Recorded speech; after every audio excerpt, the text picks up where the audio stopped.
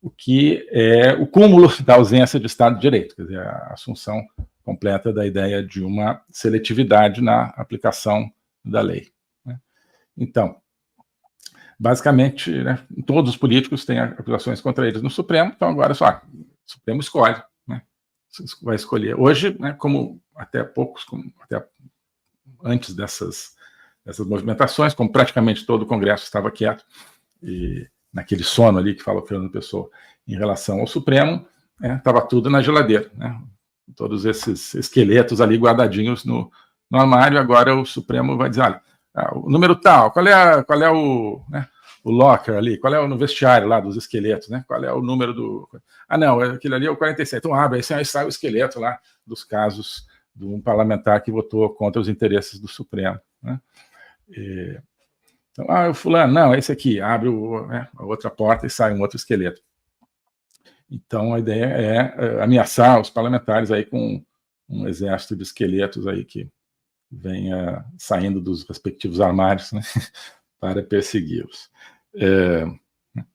E um dos 11, né, um dos integrantes aí do time, disse muito claramente, declarou muito claramente à imprensa que, olha, o Congresso legisla, né, isso é a tarefa do Congresso, mas ao Supremo cabe decidir sobre a legislação, ou seja, né, aquilo que é aprovado no Congresso não conta, né, conta é apenas a decisão do Supremo sobre as leis aprovadas eventualmente pelo Congresso, né. O que faz do Supremo algo que, não sei se a gente já falou disso aqui, mas é um dos efeitos do quadro atual. Faz do Supremo uma terceira casa legislativa, né? Hoje, uma lei, tecnicamente, pela Constituição, para ser aprovada, precisa, né, aprovação na Câmara e no Senado, e depois da sanção presidencial, né? Mas, na esfera legislativa, ela precisa, né, desses dois passos. Agora ela passa a precisar, na prática, e é assim agora, da aprovação também do Supremo. Então, Câmara, né, o Senado e o Supremo, né? E se por acaso o presidente vetar, né, e esse veto for mantido pelo Congresso, de toda forma, quem vai decidir, imagino que é o que seja na cabeça deles, vai ser o Supremo também sobre esse veto ou não. Então, na prática, o Supremo aqui passa a ter o poder de veto, né, sobre a legislação. Um veto inapelável, porque o veto do presidente da República é apelável, né? Se o presidente vota no todo ou em parte uma lei aprovada pelo Congresso, o Congresso, por 2/3, pode derrubar esse veto, e isso acontece frequentemente. Mas, então, se o Senado, se o Supremo, né, vetar essa lei, no quadro atual, o Congresso não pode fazer nada. Então, talvez até seja parte da ideia da possibilidade do Congresso rever, né, decisões do Supremo. Porque, então, já que ele pode rever um veto presidencial e derrubar o veto, ele poderia também, talvez, rever uma decisão do Supremo e derrubar essa decisão. O que essa sequência aí está nos mostrando? O fim da democracia representativa, né, que é a visão de democracia que existe no mundo desde o século XVIII, né, desde a Revolução Americana e da Revolução Francesa, onde você coloca o poder nas mãos do povo, né, mas como o povo é muito numeroso, né, você cria um sistema de representação, onde o povo escolhe determinadas pessoas para se sentarem em algum lugar e discutirem aquilo que o povo inteiro deveria poder discutir, mas não pode, né?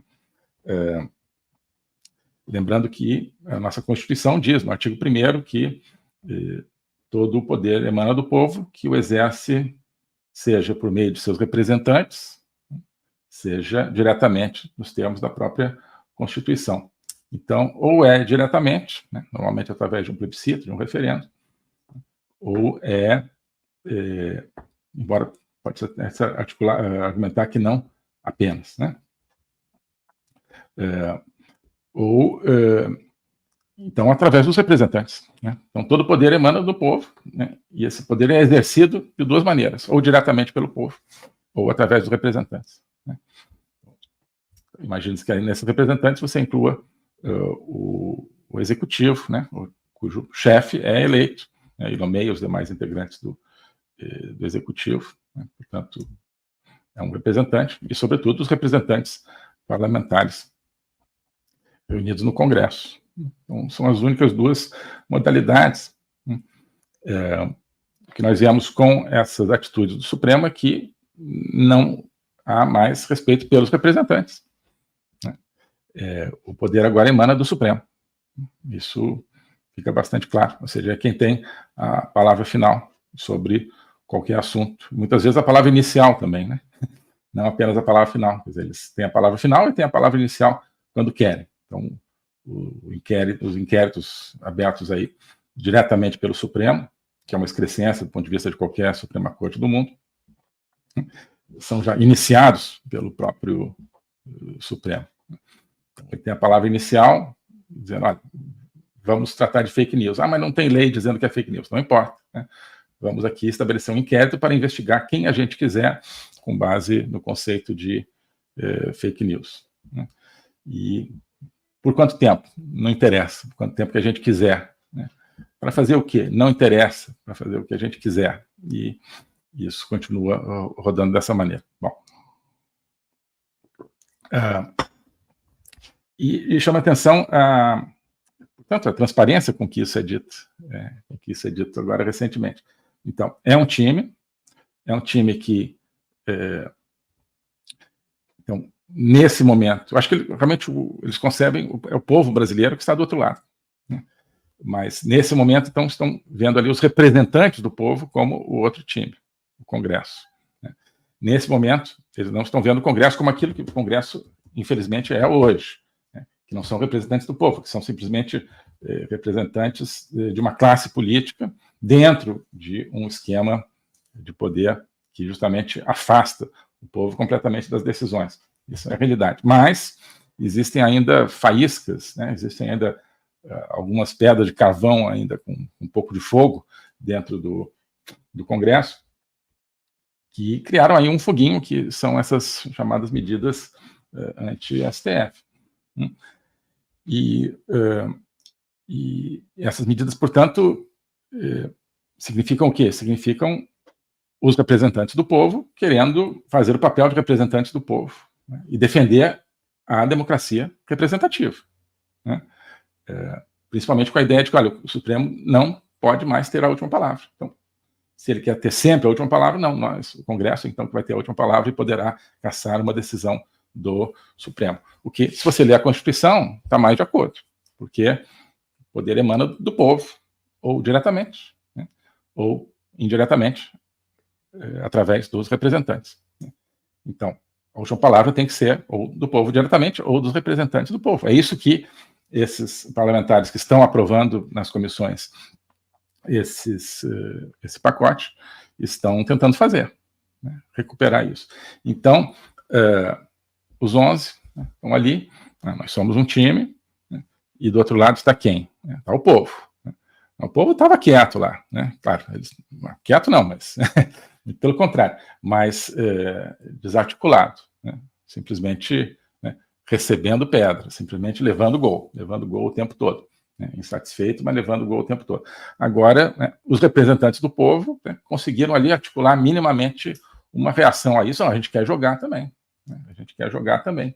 Tem um jogo, então nós vamos jogar aqui em nome do povo para recuperar a representatividade popular.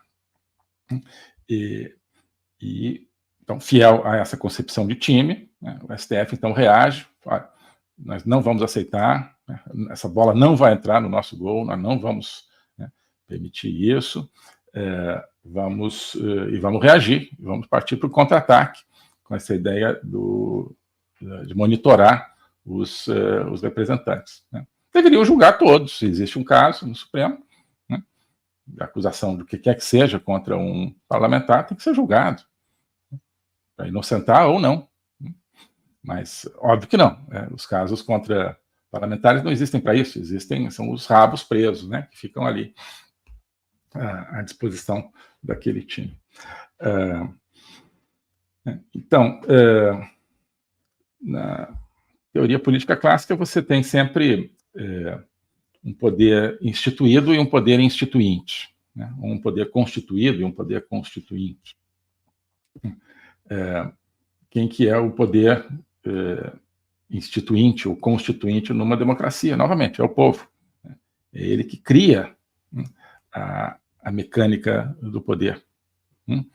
E você tem os poderes instituídos que têm poder apenas de maneira delegada, digamos, ou apenas como, digamos, executores daquela mecânica que foi desenhada pelo poder instituinte ou constituinte, que é o povo. Né? E parece claro que hoje no Brasil há uma extrapolação, né, por parte das instituições, singularmente do STF, embora não seja apenas o STF o problema, né? Hoje nós estamos falando aqui de um dos aspectos do problema. Existe uma extrapolação, né, por parte dessas instituições. Então, o poder instituído está se colocando como um poder absoluto, né, acima do poder instituinte e dos representantes desse poder instituinte. O que poderia acontecer, digamos assim, na geometria política, né, do ponto de vista abstrato? Ora, que o poder instituinte recuperasse, né, o poder, né, cobrasse de volta o poder, exigisse, né, que o poder fosse devolvido, né, pelo poder instituído que extrapolou e traiu, né, esse poder instituinte, né, e redesenhar a mecânica de modo a criar um novo poder instituído. Né? Essa aqui seria a ideia dentro de uma geometria institucional. Né? Eu, pessoalmente, acho que cada vez é mais urgente, principalmente no Brasil, uma revisão constitucional completa. Né? Algumas ideias sobre isso, sobretudo do Luiz Felipe de Orleans, deputado de Bragança, que é, né, uma das melhores vozes, certamente, do parlamento brasileiro hoje. Né? E eu, modestamente, já apresentei em diferentes ocasiões ideias de que eu chamei um plebiscito reconstituinte, ou seja, apresentasse uma série de reformas constitucionais que fossem submetidas diretamente à população, né, para que dissesse sim ou não. Não convocar uma Assembleia Constituinte porque ia votar uma Constituição igual ou pior que nós temos hoje, né, mas um plebiscito reconstituinte que criasse o voto distrital para você ter uma relação direta entre o representado, que é o povo, e o representante, que é o parlamentar, né, e várias limitações ao papel do STF, né, que fizessem que o STF deixasse de trabalhar como um time, voltasse a trabalhar como um tribunal, certo? Como um órgão colegiado. Mas me parece que essa um tipo de solução assim é a única solução que a gente pode vislumbrar no Brasil. É difícil, mas sem uma revisão institucional e constitucional não há como termos uma recuperação de uma democracia representativa. Né? O fim da democracia representativa é um fenômeno que não abrange apenas o Brasil. Cada vez mais se sente isso, sobretudo nas antigas democracias europeias. Você pergunta se as pessoas se sentem representadas pelos seus sistemas, elas vão sempre dizer que não. Né? Existe o problema da União Europeia, né, que é uma entidade supranacional não eleita diretamente pelo povo. Embora hoje eles elegem o parlamento, e o parlamento elege o presidente da comissão, que seria o chefe do executivo da União Europeia. Sim, mas existem, né, dezenas de instâncias de poder na União Europeia que não são eleitas nem direta nem indiretamente, né, pela população. Então, você tem as entidades da União Europeia, a própria União Europeia, com poder superior ao poder, muitas vezes, das instituições nacionais. Então, você já tem aí os europeus gostavam de chamar o déficit democrático, hoje não chamam mais porque virou politicamente incorreto você contestar esse sistema, por alguma razão. Olá, pessoal. Se você ainda não conhece a Academia Folha Política, eu acho que está na hora de conhecer.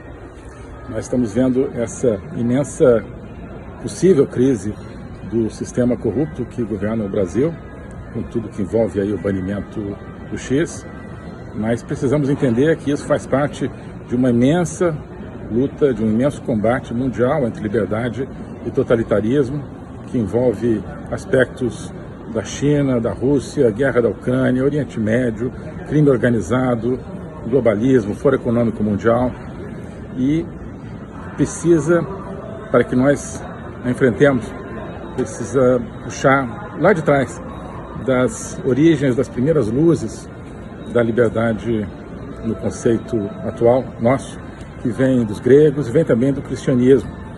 Nós propomos tudo isso dentro da Academia Folha Política. Exame das atualidades, mas com uma explicação, uma inserção dessas atualidades, do desafio da liberdade hoje no Brasil, no mundo, dentro de toda a história, que é uma história fascinante, ao mesmo tempo é um drama do pensamento ocidental, que não é um pensamento abstrato, é o pensamento da consecução da liberdade. Tudo isso nós vemos na Academia Folha Política, mas também vemos os temas da história, Brasil, mundo, Revolução Francesa, por exemplo, estamos vendo agora, como espelho e ilustração para aquilo que nós precisamos entender hoje na nossa realidade no Brasil, no mundo.